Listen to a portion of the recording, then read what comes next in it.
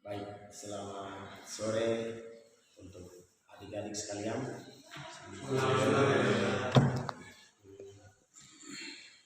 Kita berkumpul di sini untuk mendalami kitab suci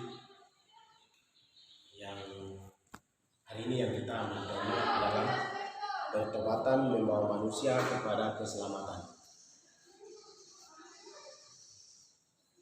Baik, kita langsung saja lagu pembuka Prabakti 324.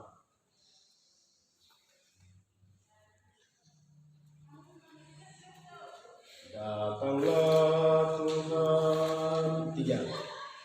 Datanglah Tuhan, datanglah. Datanglah Tuhan, datanglah. Datanglah Tuhan, datanglah. Oh Tuhan, datanglah. Ku sedih Tuhan, datanglah. Ku sedih Tuhan, datanglah. Ku sedih Tuhan, datanglah. Oh Tuhan, datanglah. Ku nyanyi Tuhan, datanglah. Ku nyanyi Tuhan, datanglah. Ku nyanyi Tuhan, datanglah. Oh Tuhan, datanglah. Ku pohon Tuhan, datanglah. Ku pohon Tuhan, datanglah. Ku pohon Tuhan, datanglah. Oh Tuhan, datanglah. Kita berkumpul di sini dalam nama Bapa dan Putra dan Roh Kudus. Amin. Semoga rahmat Tuhan kita Yesus Kristus, cinta kasih Allah dan persekutuan Roh Kudus beserta kita sekarang dan selama-lamanya. Adik-adik yang terkasih dalam Tuhan kita Yesus Kristus, dalam pertemuan ini kita akan merenungkan tema tentang pertobatan membawa manusia kepada keselamatan. Kita akan merenungkan perumpamaan tentang anak yang hilang. Perumpamaan ini akan mengingatkan kita pada belas kasih Allah terhadap orang yang berdosa.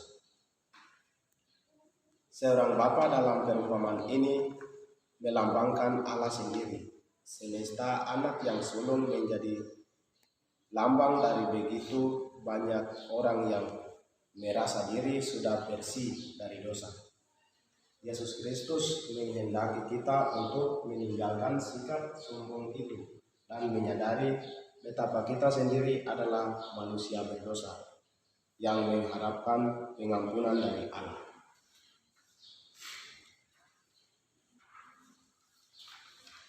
Marilah kita berdoa. Allah Bapa yang Maha Rahim, puji dan syukur kami haturkan kepadamu, karena Engkau sudah mempertemukan kami kembali pada sore hari ini sebagai saudara di dalam kasih-Mu. Tiada kata yang dapat melukiskan betapa besar kasih-Mu kepada kami anak-anak-Mu. Walaupun kami berdosa dan tidak setia kepadamu, Engkau selalu mencari kami dan menggerakkan hati kami untuk kembali kepadamu. Kami mohon, terangilah mata dan hati kami saat kami merenungkan Injil-Mu sore ini, agar kami dapat melihat diri kami sendiri dalam kasih Injil ini, dan kami dapat memaknai isi Injil sore ini, agar kami senantiasa bertobat dan kembali kepada kebenaran kasih-Mu. Doa ini kami haturkan kehadirat-Mu dengan pengantaran Kristus Tuhan kami. Amin. Baik, adik-adik sekalian, sekarang kita bagi dalam dua kelompok.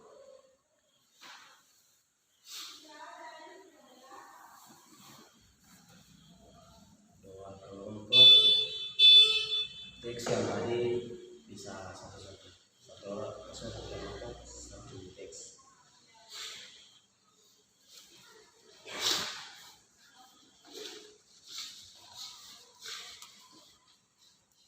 Ini adalah ceritanya berjudul Misteri yang Tersembunyi.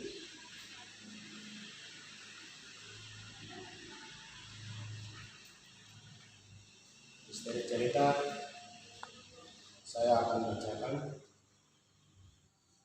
Anton adalah seorang siswa kelas 3 SMA yang memiliki keterbatasan fisik. Sejak lahir, ia tidak memiliki tangan layaknya manusia normal. Namun, hal itu tidak mengurangi motivasinya untuk tetap hidup. Seringkali ia diremehkan oleh teman sebayanya. Ia dicemooh, bahkan tidak jarang orang menceritakan kekurangannya. Sebagaimana manusia, ia selalu menanyakan kepada Tuhan. Namun dalam iman, ia percaya segala sesuatu ada maknanya. Setelah lulus SMA, Anton mengikuti kursus piano, walaupun banyak peserta lainnya merendahkan dirinya. Baginya, kekurangan fisik bukan halangan untuk berkarya. Ia tetap berlatih piano dengan penuh sukacita dan tujuan yang besar. Pada suatu ketika ada perlombaan pentas seni di kotanya. Anton adalah salah satu peserta lomba tersebut. Banyak peserta yang menjelekan dia, namun ia tetap tabah dan menerimanya. Setelah perlombaan selesai, maka saat yang ditunggu-tunggu telah tiba. Panitia membacakan juara lomba dan Anton keluar sebagai pemenangnya. Ia maju dan mendapatkan hadiah sesuai dengan janji panitia. Sebelum penyerahan hadiah kepadanya, panitia bertanya, "Mengapa Anda tetap berlatih musik, walaupun Anda memiliki kekurangan?" Ia menjawab, "Apa yang ada dalam diri saya adalah bakat yang tersembunyi, dan dengan kekurangan fisik saya dapat menemukan bakat tersebut. Saya mau menunjukkan kepada banyak orang bahwa belajar dan mengembangkan talenta dalam diri tidak dapat dibatasi dengan kekurangan fisik yang kita miliki. Semua ini hanya tergantung dari motivasi kita untuk mau mempelajari, mengembangkan talenta yang kita miliki atau tidak." Setelah itu semua yang hadir meneteskan air mata bahagia dan terharu dengan jawaban tersebut.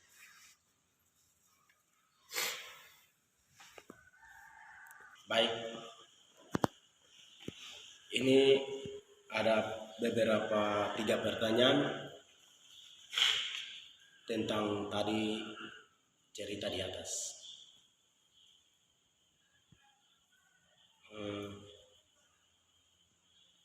Mengapa Anton mau untuk bermain musik?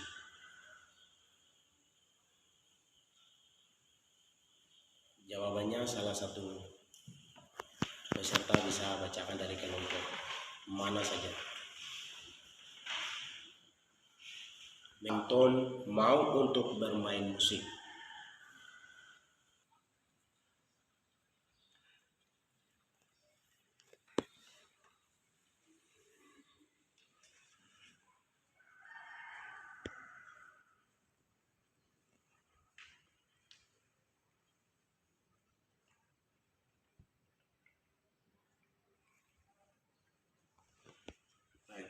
Saya akan coba menjawab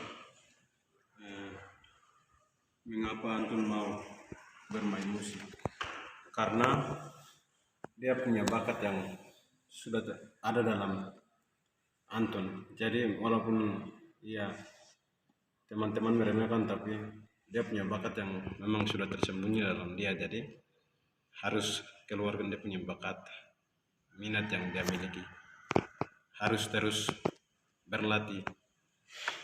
Itu. Terima kasih. Baik. Atau mungkin pertanyaan yang pertama dari kelompok 2.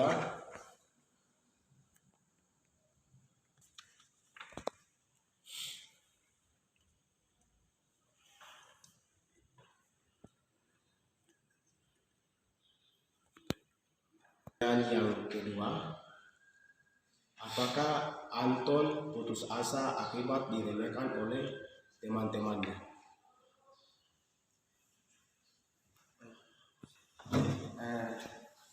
Di sini pertanyaannya, apakah Anton putus asa akibat diremehkan oleh teman-temannya? Di sini Anton dia tidak merasa putus asa, biarpun dia tangannya tidak ada dan meremehkan dari teman-teman lain, tetapi soal itu dia hanya terima saja karena Anton punya harapan itu besar, dia punya bakat, niatnya itu besar, maka dia mengembangkan dia punya talenta yang dia miliki. Seperti begitu, Pak. Motivasi apa yang dimiliki oleh Anton dalam karyanya? Dia punya motivasi. Ya, motivasi apa yang dimiliki oleh Anton dalam karyanya?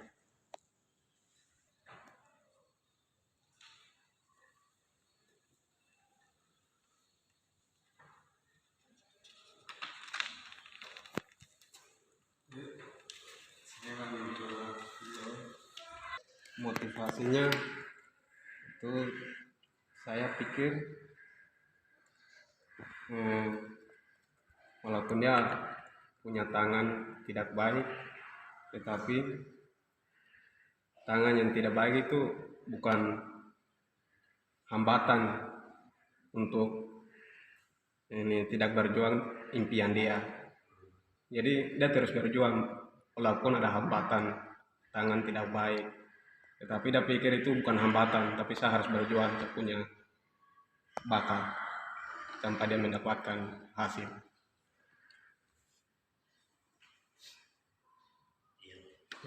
Dalam Tuhan kita Yesus Kristus, yang tadi kita sudah dengar dalam cerita yang berjudul Misteri yang Tersembunyi. Salah satu seorang anak siswa SMA kelas 3 bernama Anton. Ia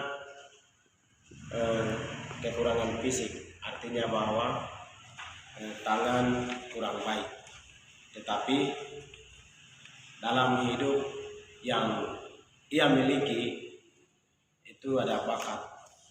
Setiap kita juga ada bakat-bakat tertentu yang kita miliki. Terus Anton sendiri juga dia punya bakat yang tersembunyi di dalamnya. Itu dia punya bakat itu ialah cara bermain piano, gitar dan sebagainya. Tetapi dia tidak dipandang, dia punya kekurangan yang sudah terjadi dalam dia punya tubuh. Tetap dia akan berusaha karena dia punya harapan itu akan bisa terwujud. Maka ia akan berusaha bagaimana cara untuk dia akan berkarya dalam hidupnya sesuai dengan dia punya bakat yang dia miliki. Itu adalah salah satu contoh dalam hidup kita, supaya kita juga apa yang kita kekurangan yang memiliki tidak dipandang, harus kita semangat untuk berjuang untuk mencapai cita-cita kita masing-masing. Ya, baik. Sekarang kita memasuki dalam pembacaan teks kitab suci. Saya minta adik-adik salah satu orang membacakan dalam Injil Lukas pasal 15 ayat 12 sampai 32.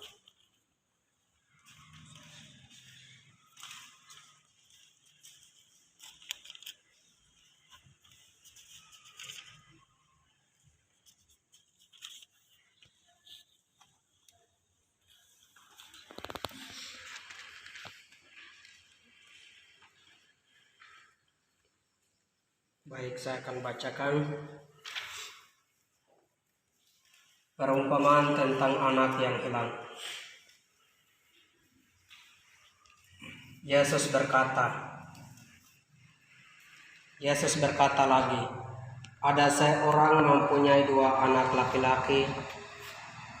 Kata yang bungsu kepada ayahnya, "Bapa, berikanlah kepadaku bagian harta milik kita yang menjadi hakku." Lalu ayahnya membagi-bagikan harta kekayaan itu di antara mereka. Beberapa hari kemudian, anak bungsu itu menjual seluruh bagiannya itu, lalu pergi ke negeri yang jauh. Di sana ia memboroskan harta miliknya itu dengan hidup berfoya-foya. Setelah dihabiskannya semuanya, timbullah bencana kelaparan di dalam negeri itu, dan ia pun mulai melarat. Lalu ia pergi dan bekerja pada seorang majikan di negeri itu. Orang itu menyuruhnya ke ladang untuk menjaga babinya. Lalu ia ingin mengisi perutnya dengan ampas yang menjadi makanan babi itu, tetapi tidak seorang pun yang memberikannya kepadanya. Lalu ia menyadari keadaannya, katanya, betapa banyaknya orang upahan Bapakku yang berlimpah-limpah makanannya, tetapi aku di sini mati kelaparan. Aku akan bangkit dan pergi kepada Bapakku dan berkata kepadanya, Bapa, aku telah berdosa terhadap sorga dan terhadap Bapa. Aku tidak layak lagi disebutkan anak Bapa. Jadikanlah aku sebagai salah seorang upahan Bapa. Maka bangkitlah ia dan pergi kepada bapaknya. Ketika ia masih jauh, ayahnya telah melihatnya, lalu tergeraklah hatinya oleh belas kasihan. Ayahnya itu berlari mendapatkan dia, lalu merangkul dan mencium dia. Kata anak itu kepadanya, Bapa, aku telah berdosa terhadap sorga dan terhadap Bapa. Aku tidak layak lagi disebutkan anak Bapa. Tetapi ayah itu berkata kepada hamba-hambanya, lekaslah bawa kemari jubah yang terbaik. Pakaikanlah itu kepadanya, dan manakala cincin pada jarinya dan sepatu pada kakinya. Dan ambillah anak lembu tambun itu, sembelilah dia, dan marilah kita makan dan bersukacita. Sebab anakku ini telah mati dan menjadi hidup kembali. Ia telah hilang dan didapat kembali. Maka mulailah mereka bersukaria. Tetapi anaknya yang sulung berada di ladang, dan ketika ia pulang dan dekat ke rumah, ia mendengar bunyi seruling dan nyanyian tari-tarian. Lalu ia memanggil salah seorang hamba dan bertanya kepadanya, Apa arti semuanya itu?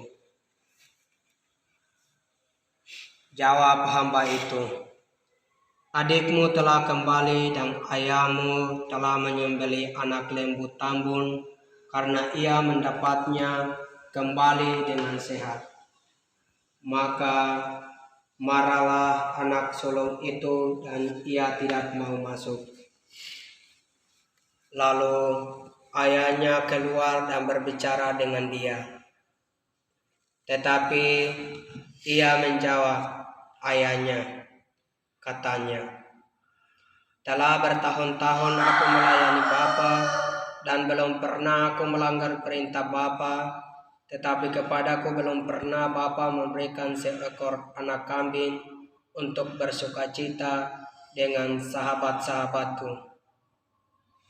Tetapi baru saja datang anak Bapa yang telah memboroskan harta kekayaan Bapa bersama-sama dengan pelacur-pelacur. Maka Bapa menyembelih anak lembu tambun itu untuk dia. Kata ayahnya kepadanya, anakku, engkau selalu bersama-sama dengan aku, dan segala kepunyaanku adalah kepunyaanmu. Kita patut bersukacita dan bergembira karena adikmu telah mati dan menjadi hidup kembali. Ia telah hilang dan didapat kembali. Demikianlah Injil Tuhan. Terpujilah Kristus. Baik, adik-adik sekalian, bacaan Injil yang tadi kita dengar, marilah kita segera untuk mendalami teks Injil yang tadi kita dengar. Marilah kita segera.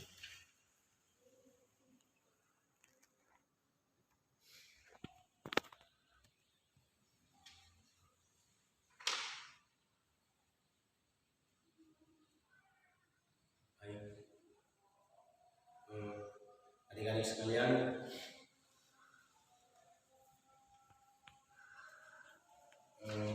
di dalam teks tadi kata atau kalimat mana yang adik-adik menyadari di dalam Injil tadi?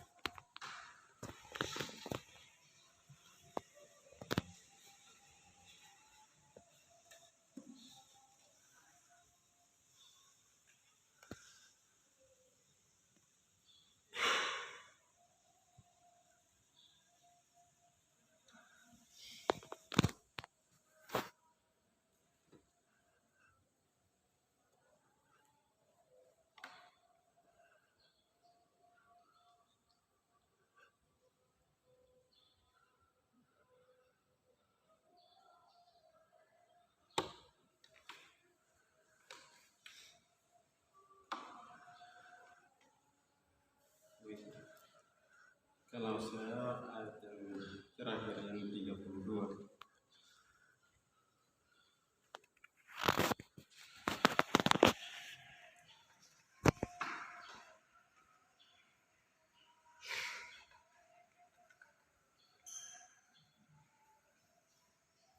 Baik, saya tambahkan dari teman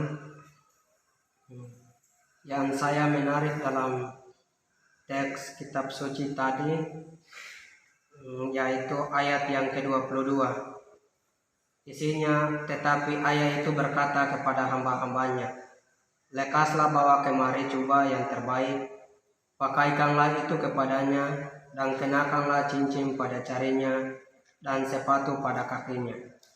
Walaupun saya tambahkan sedikit, walaupun anak bungsu itu memboroskan hartanya Bapa tetap menerima dia setelah anak itu kembali ke ayahnya. Itu yang saya menarik dalam teks tadi. Terima kasih. Dari kelompok yang belakang, Resepnya tadi masih belum menjelaskan, jadi dia punya isi, kita patut bersukacita dan bergembira karena adiknya telah mati dan menjadi hidup kembali. Ia telah hilang dan didapatkan kembali. Jadi saya tambahkan sedikit dari ayat ini bahwa kita masih belum mengenal firman, itu sama saja dengan orang hilang. Tetapi kita mendengarkan firman, kembali merefleksikan diri, lalu kita mendekatkan diri kepada Tuhan, berarti kita sudah masuk dalam masuk kembali. Orang yang sebelumnya sudah hilang, sekarang sudah mulai sedikit demi sedikit sudah mulai kelihatan. Itu yang ayat itu yang saya menarik. Mungkin itu saja, terima kasih. Baik, dari peserta yang lain kalau ada ayat mana yang menarik, kalau tidak ada kita langsung saja dalam pertanyaan-pertanyaan. Pertanyaan yang pertama, apa yang dikatakan dalam teks kitab suci itu kepada kita?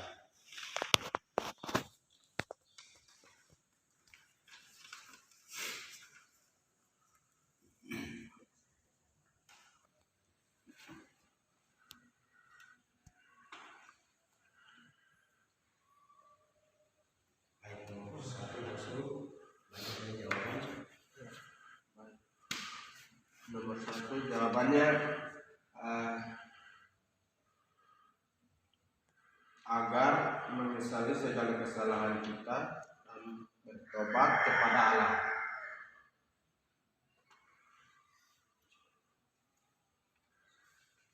Seperti dalam cerita anak yang hilang,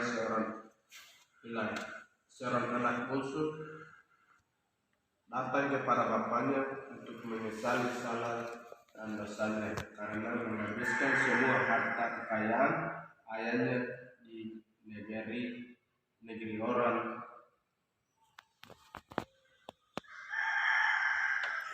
Baik. Pertanyaan yang kedua, siapa saja tokoh yang terdapat dalam teks di atas?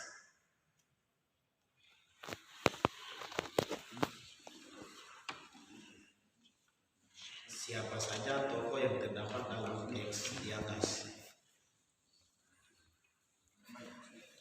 Dari saya, dari penampilan yang terdapat dalam toko itu tidak disebut nama, tetapi hanya anaknya Milan, terus bapak dengan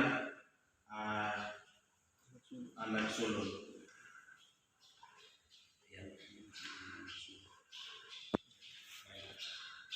Terus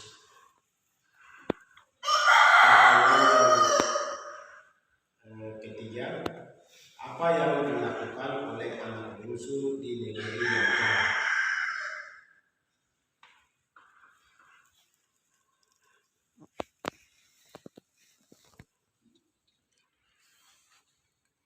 Baik, jadi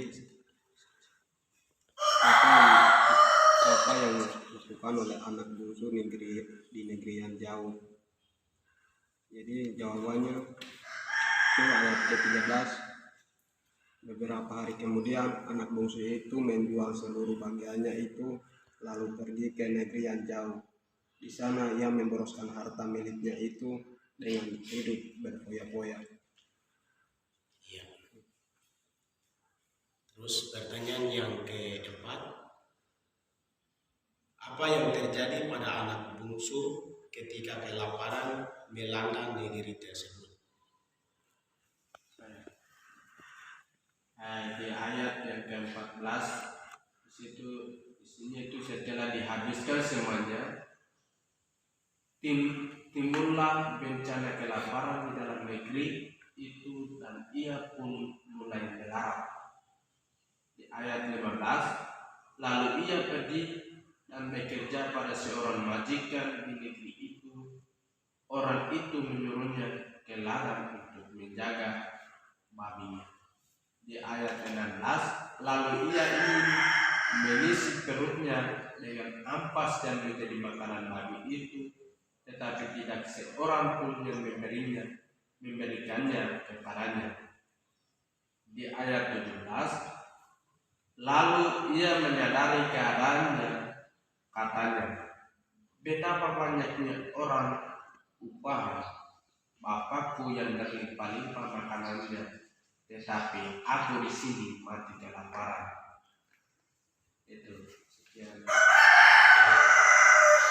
Baik, terima kasih adik-adik yang dikasih dalam Tuhan kita Yesus Kristus. Dalam teks kitab suci, agar menyesali segala kesalahan kita dan bertobat kepada Allah. Seperti dalam seorang anak bungsu datang kepada bapaknya untuk menyesali salah dan dosanya karena menghabiskan semua harta kekayaan ayahnya di negeri orang. Allah juga mau menyadarkan kita agar kita hidup saling mengasihi, saling mengampuni antara sesama kita yang bersalah kepada kita. Seperti yang cerita anak yang hilang, seorang bapak yang mau mengampuni anaknya, walaupun kakaknya yang sulung merasa tidak adil dengan perlakuan bapaknya terhadapnya. Tetapi bapaknya mau mengampuni anak bungsunya yang datang mohon belas kasihan dari bapaknya. Kembali ke konteks hidup kita pada saat ini. Kita pun harus hidup untuk saling mengasihi, saling mengampuni, karena Allah juga akan memberikan pengampunan kepada kita yang memohon belas kasih-Nya. Baik.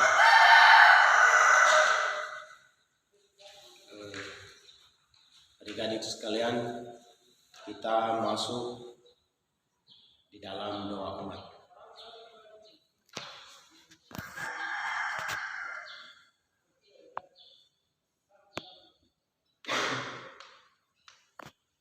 Adik-adik, kehadiran kita bersama ini mengungkapkan iman kita akan Allah sumber sukacita sejati. Marilah dengan rendah hati kita ungkapkan doa dan permohonan kita kepada Bapa. Saya minta adik-adik sekalian doa spontan menurut bagi siapa yang rendah hati, saya persilakan.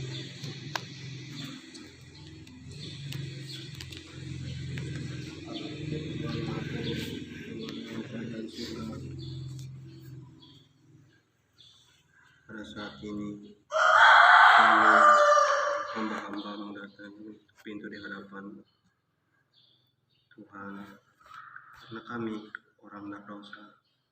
Kami merasa kehilangan dari hadapan-Mu Tuhan. Ya Tuhan yang baik, ajaklah kami dan terimalah kami hidup yang baik. Dan Tuhan, ampunilah salah dosa yang kami perbuat. Terima kasih Tuhan. Marilah Tuhan. Ya Allah Bapa di surga, kami juga berdoa bagi orang sakit, baik itu sakit di rumah sakit maupun di rumah mereka masing-masing. Allah Bapa di surga, Engkau memberikan mereka penyembuhan agar mereka pun sehat, selamat dalam melanjutkan aktivitas yang Engkau percayakan kepada mereka. Marilah kita mohon, Kabulkanlah doa kami ya Tuhan. Syukur bagimu Allah Bapa, Tritunggal Maha Kudus. Kami berdoa juga bagi kedua orang tua kami dimanapun mereka berada. Ya Allah Bapa, dalam kerajaan surga, berikanlah kedua orang tua kami kesehatan agar mereka dapat beraktivitas guna untuk demi kehidupan keluarga dan juga dalam panggilan hidup kami di STPK ini. Marilah kita mohon. Kabulkanlah doa kami ya Tuhan. Kita juga berdoa bagi orang-orang umat-umat-Mu yang tak punya meletakkan kepala dengan baik. Allah Bapa dalam kerajaan surga, Engkaulah yang semuanya tahu, maka itu hanya kami mau mengucapkan memohon kepadamu Bapa. Bapa, lihatlah umat-Mu di dunia yang tak punya tempat untuk meletakkan kepala dengan baik.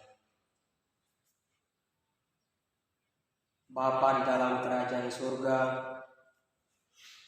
terutama kami berdoa, kami mohonkan kepadamu bagi mereka-mereka yang tinggal di bawah jembatan, mereka-mereka yang tinggal di jalan, baik itu siang maupun malam.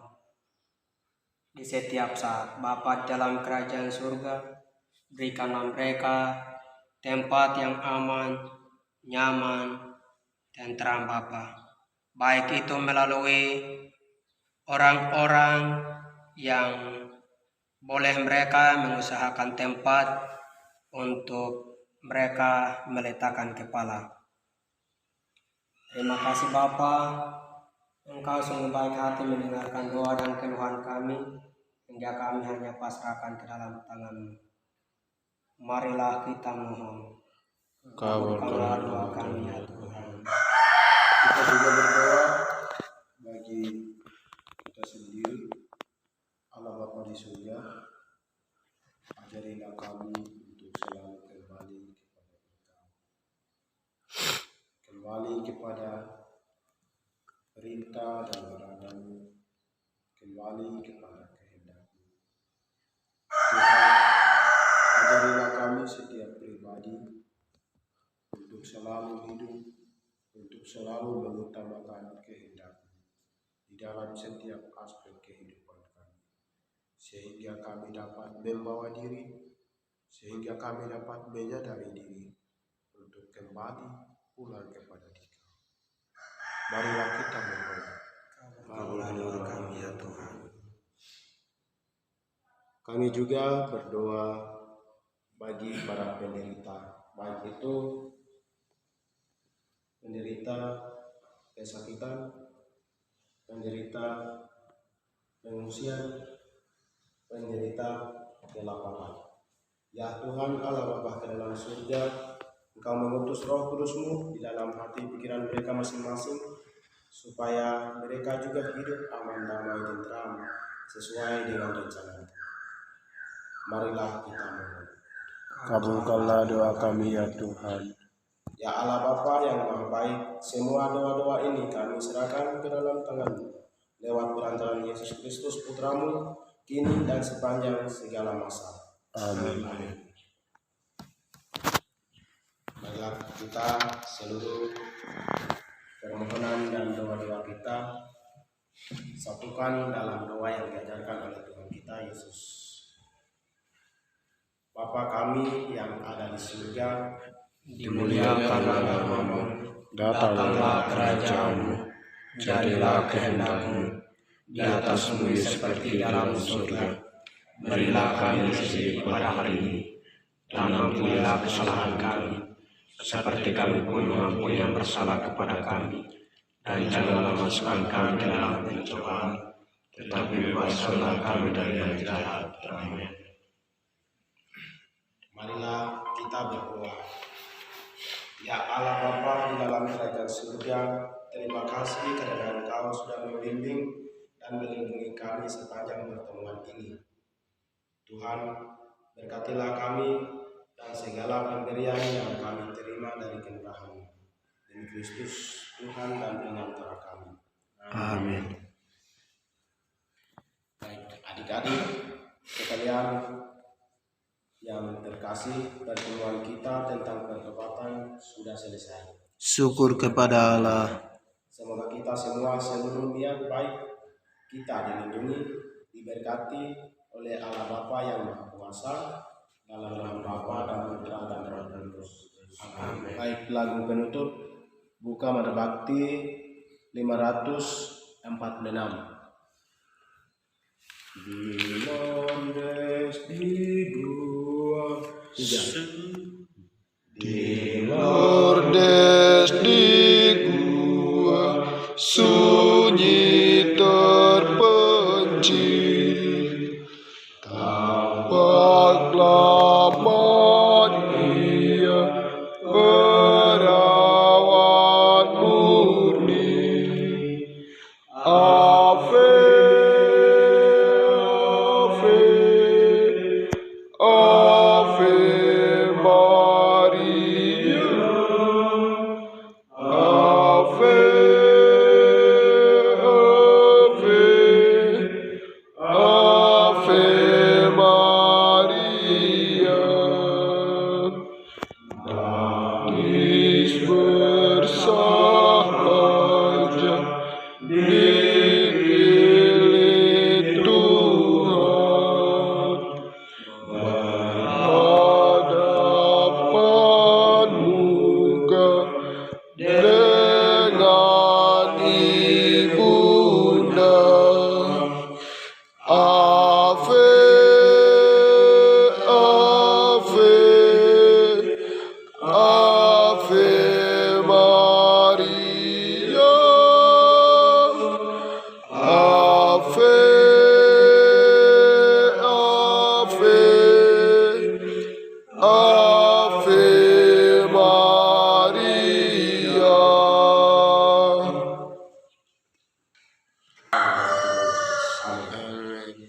Selamat sore, terima kasih.